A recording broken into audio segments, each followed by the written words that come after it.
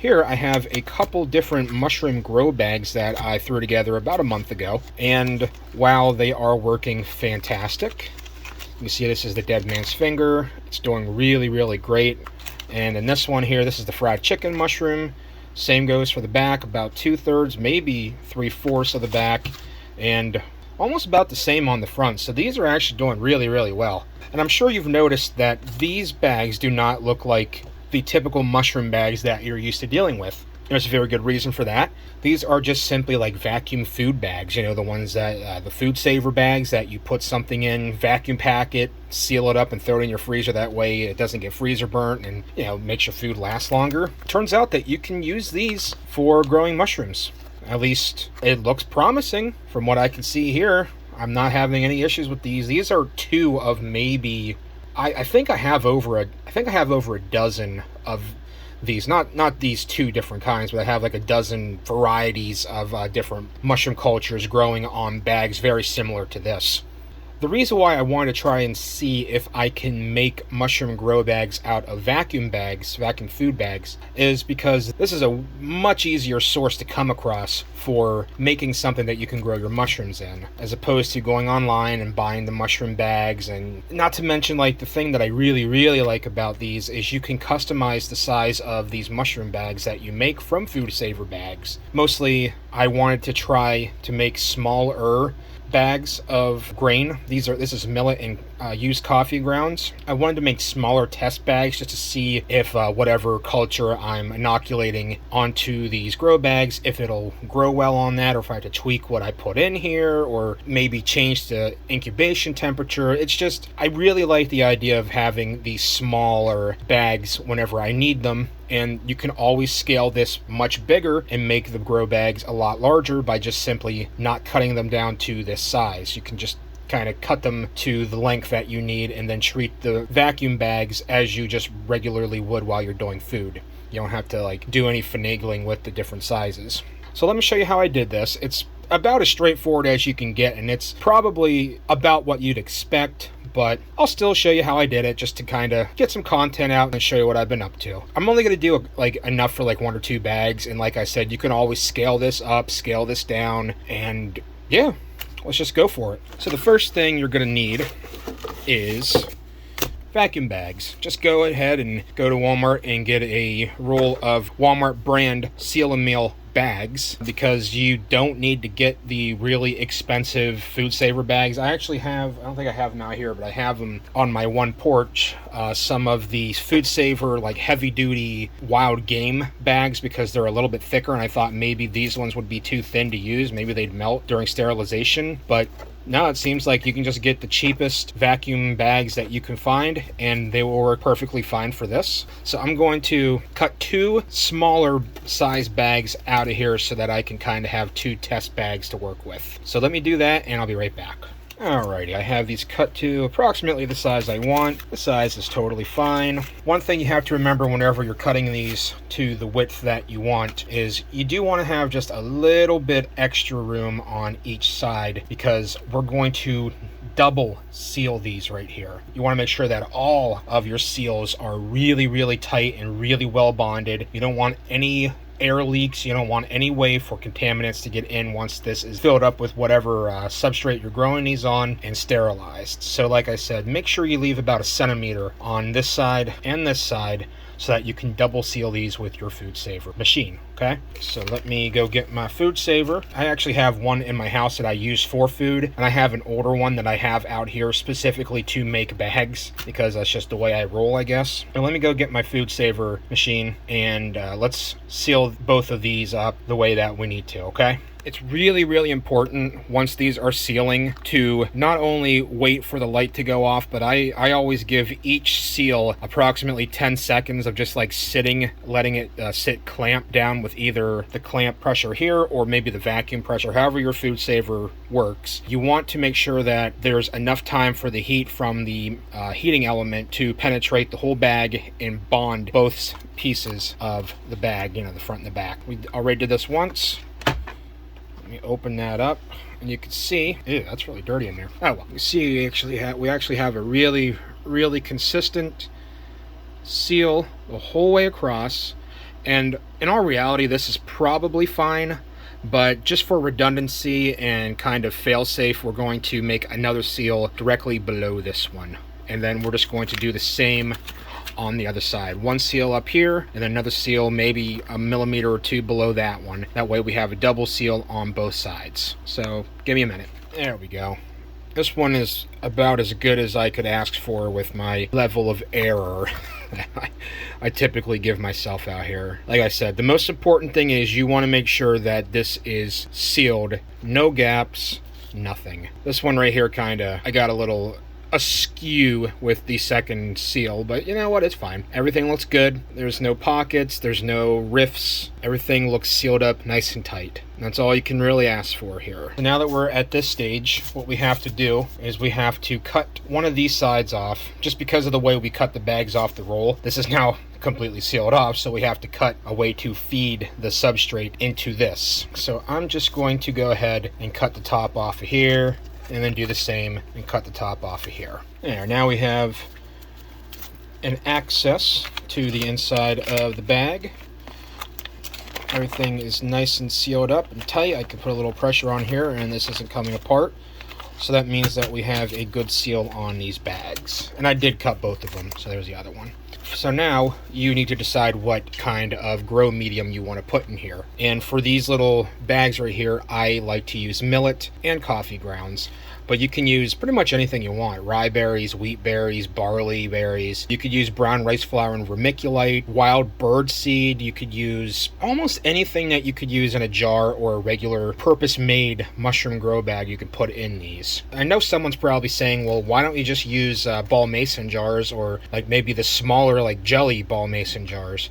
There's nothing wrong with that. I use those. I still use those. But the thing that I like about making my sample mushroom bags is typically we're only going to fill them up to about halfway. Once they're sterilized, your substrate's only going to be probably about that thick.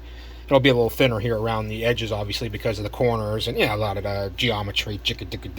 But the thickest part of this is only going to be probably about that.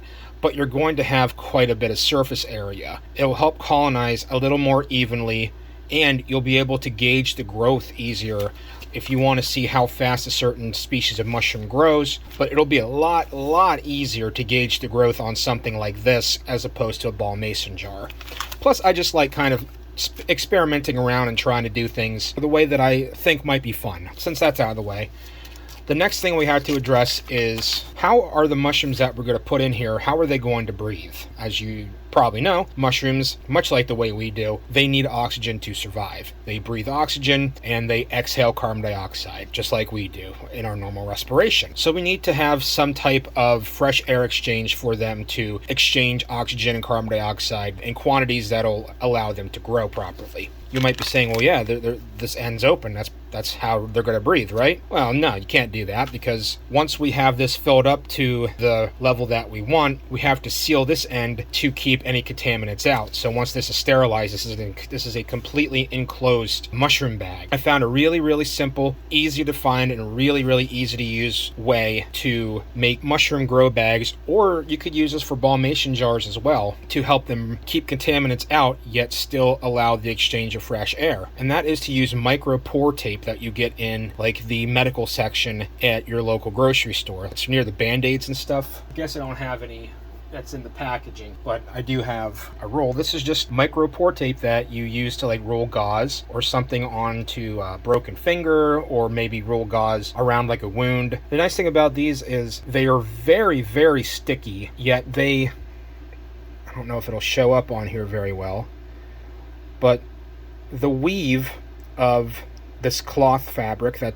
this particular one's made out of, it also comes in plastic, but it's the same basic thing in either one. These have really small holes that allow your skin to respire. That way you're not trapping moisture directly against your skin. If you have this wrapped around a finger or a wound or something, it will let that wound breathe. It'll let your skin breathe. It's just really neat stuff, because I've been using this for about a month now and seeing if it'll keep contaminants out while letting mushrooms grow, while letting them breathe, and this seems to work just fine. And I've looked up other people that do this, and this is pretty much the go-to, just simple old 99-cent a roll tape that you get in your Band-Aid aisle at your local grocery store. So yeah, let's get this affixed to the bag. What we need to do, for one, is we're going to need to cut a slit in one side of the bag. I'm just going to use my little scalpel here.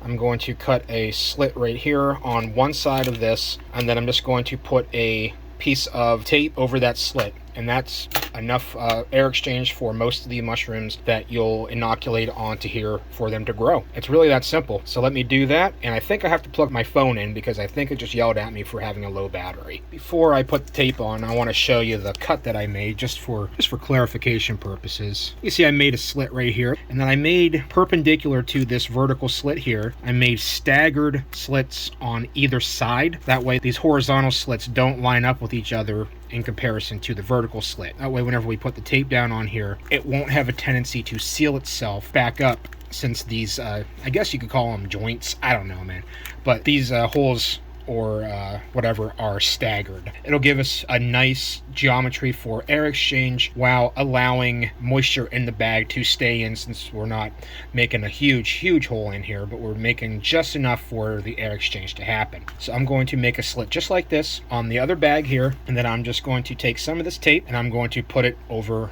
the holes that we made. And in case you're wondering, yeah, you could just cut like a small rectangle out and then cover that with the tape, but I've found that just making these vertical and then horizontal slits, it makes it a lot easier to keep this tape down and to keep this sealed off without having to worry about the tape falling off. Or if you make a cutout here, like a rectangular cutout, you put the tape on this side, it'll seal that up great, but then whenever you go to pressure cook this, it'll actually stick to the other side here, and then that'll cause you some problems, because it'll, for one, once you pressure cook these, it'll be hard to get the tape off because the adhesive in this stuff like really grips this plastic once it's been heated. But also, like, trying to pry them apart, it's possible that you may accidentally damage the tape and then you're letting contaminants in. It's so much easier, I think, just to make a vertical slit and then horizontal slits perpendicular to that one, and then just cover this up with the tape. So I got both of these cut. Let me put the tape on. Alright, with the tape on, don't be stingy. Overlap the cuts on both vertical and horizontal, and really stick this down. Like, go over the whole thing like this, just to make sure that every part of it is down and stuck on there really well. So that is good.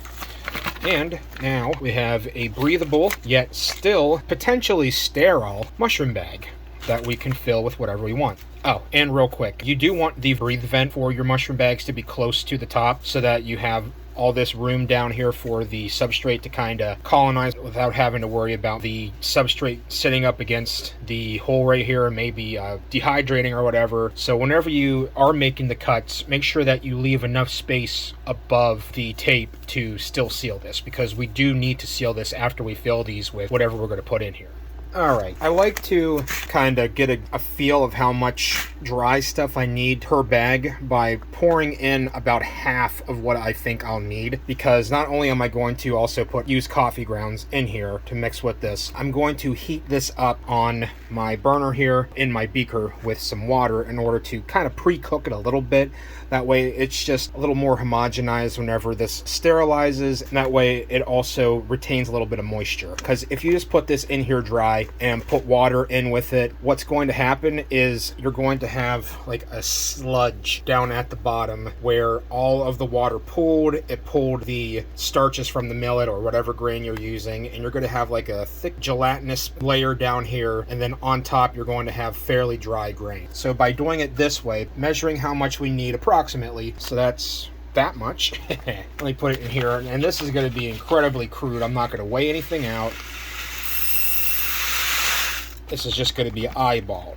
Now, whenever you're cooking grain like this, you got to remember that it is going to swell probably about twice what you'd expect. That's at the 100 milliliter mark. Let's put in just a little over the 200 milliliter mark for both of these.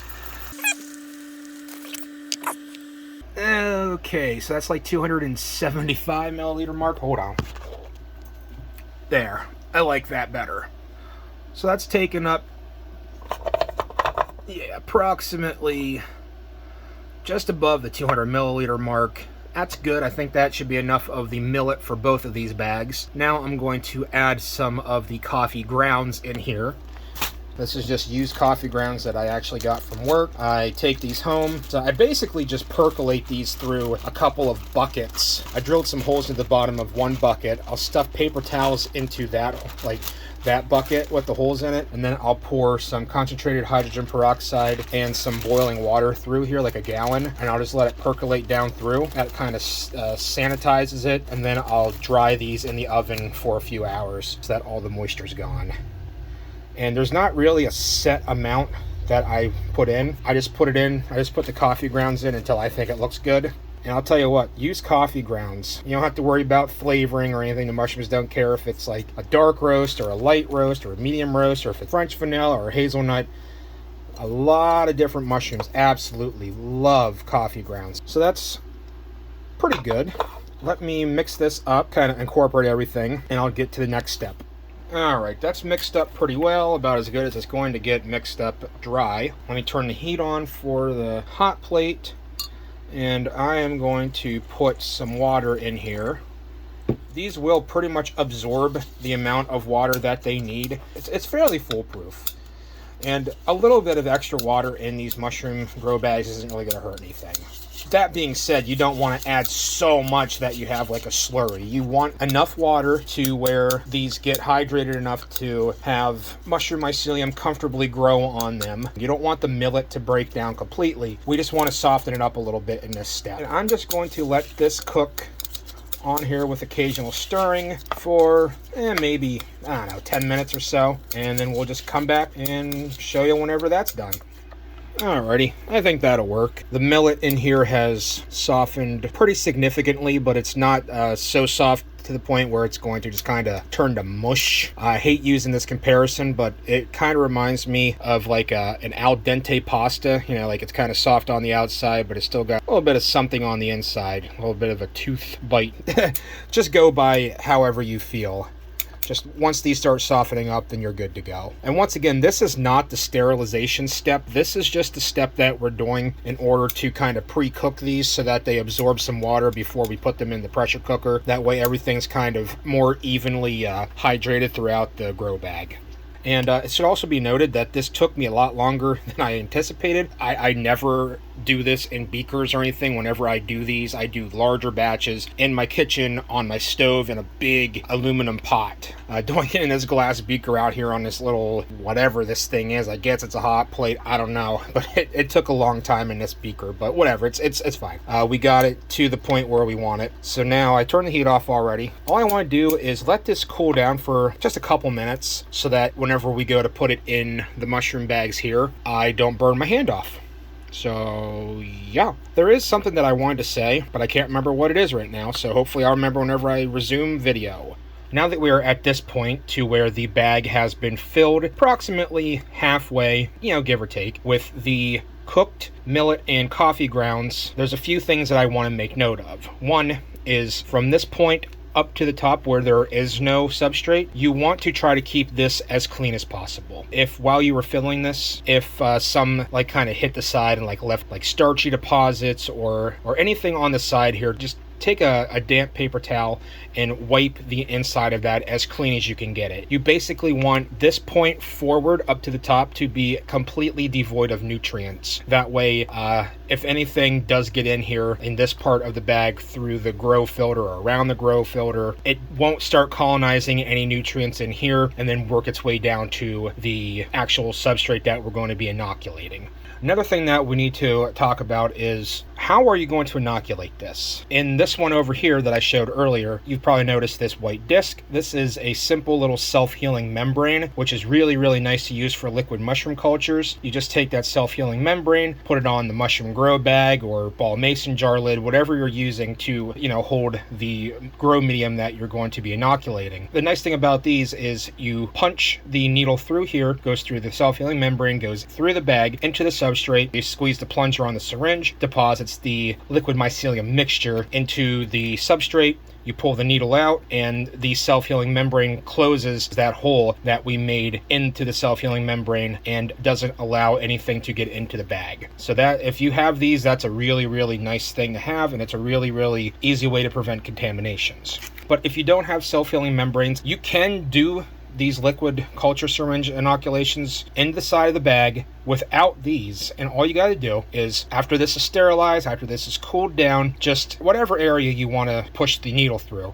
swab that area with some alcohol to make sure that it's nice and clean, inject your mycelium, pull it out real quick, and then take a piece of your micropore tape and put that over the top of the injection site. That does a pretty good job of keeping contaminants out, and I've done that before, and that seems to work pretty well. But I have these on hand, so I typically tend to use these just because I have like 500 of them. I may as well use them. At this point, before we sterilize these bags, we're going to seal these before we pressure cook, because I'm going to go with the liquid culture syringe inoculation route. However, if you're not going to use a needle, and if you're just going to use, say, like a slice of petri dish, or if you're going to use liquid culture that you're just going to pour in, or a mushroom spore suspension in sterilized water that you're going to pour in, before you sterilize these, we obviously don't want to close the top, because then that's how you would get that in. You know, you'd sterilize these, keep that unsealed. Once these are sterilized and cooled down, you open this up, either dump the liquid culture in, or the spores, or drop a slice of petri dish in here, and then you seal it. But like I said, since I'm going to be using the liquid culture syringe method for these, I am going to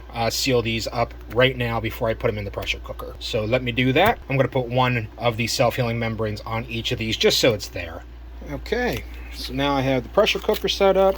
Whenever I sterilize these, I always like to make sure that I fold them over nice and tight. That way they keep the shape that I want. So whenever these are pressure cooked, they will remain this nice rectangular shape instead of becoming all like blah, and all blobby and stuff. And whenever you fold them over, make sure that you touch like the back of the bag to the side that doesn't have the tape on it. So you want the part that you fold over to have the tape side out like that. Just put it down, and it can just go straight into the pressure cooker like so. Make sure that if you are using like an Instant Pot or something, that you have like a little stand to keep the bag off of the bottom of the pressure cooker, because this is in direct contact with the heating element underneath, and you don't want to melt the bag. They're pretty robust, but just have like a little bit of layer, like a little bit of a gap between the bottom of the pressure vessel and the actual bag itself. Simple enough. I'm going to do the same with this bag here. Make sure that the tape is facing outwards and not against the back of the bag. Make sure it's approximately in the shape that we want. That's good. I do have these all sealed up. As you can see, double sealed. Everything looks great. Both of them are sealed like that. I'm going to put that one in there as well. And I'm also going to put this little 200 milliliters of distilled water right here along in with these guys. This doesn't really have anything to do with these, but I want to have a little bit of sterilized water for future spore prints and stuff, and I'm just going to sterilize this at the same time that I do these. That way I already have it on hand. But yeah, this isn't necessary for this part. But like I said, I'm putting it in here just so I have it on hand. We're going to sterilize these for approximately 20 minutes, and once they're done, that's it. Let me put the lid on here and start. Make sure that is good. All right, once these are done pressure cooking, I'll come back and conclude the video. And I'm not going to inoculate these with anything today, because I just kind of wanted to show the procedure on how to make these little mushroom bags, and you can take it from there and inoculate these with whatever you want. Pressure cooking is done. Still very, very warm. And you can see that the water in the bottle that I put in there is still kind of boiling a little bit because it's still so warm in there. But yeah, these are very, very hot. But they are completely sterilized and they're ready to go. You can see that the tape has held up just fine. Everything is still sealed, and it retained its shape that we were hoping that it would retain. So now what we have is a completely sterile, sealed bag of millet and used coffee grounds, ready for inoculating with pretty much any kind of mushroom culture that you want. The reason why I wanted these smaller bags like this was more for test purposes, to see what works best with different mushroom cultures and different species, but also to gauge the growth of the different cultures that I put on here, since it's easier to see the spread of the growth over a relatively flat surface, relatively flat area compared to something like a mason jar. You can scale this up to basically any size that you want, or you can scale it down to any size that you want as well. You can make a long tube and like kind of simulate like a branch. You can create a bag where the size is only limited by the vessel into which you're going to sterilize it. So you can make this as long as a like 23-quart pressure cooker, like all the way to the top, or you can make it a quarter of this size and only have a little chunk like this. It's completely up to you. You can use this to directly grow mushrooms on and like fruit them from here. That's kind of what I'm going to do with these little samples here. I'm going to let these fully colonize. Let's cut some holes in here and let this fruit out from the substrate. But if you want to, you can load this up with rye berries or whatever and let that colonize, and then you can cut this open and then inoculate further grow medium. So that's it. Like I said, the only limit is basically what you decide. These are very customizable, very easy to use, and they're relatively cheap too. This bag and everything probably cost me about $1 or so, if that. Let me know if you guys try this. Hope you guys have fun. Hope you enjoy this video. Let me know what you thought, and I'll see you next time. Bye-bye.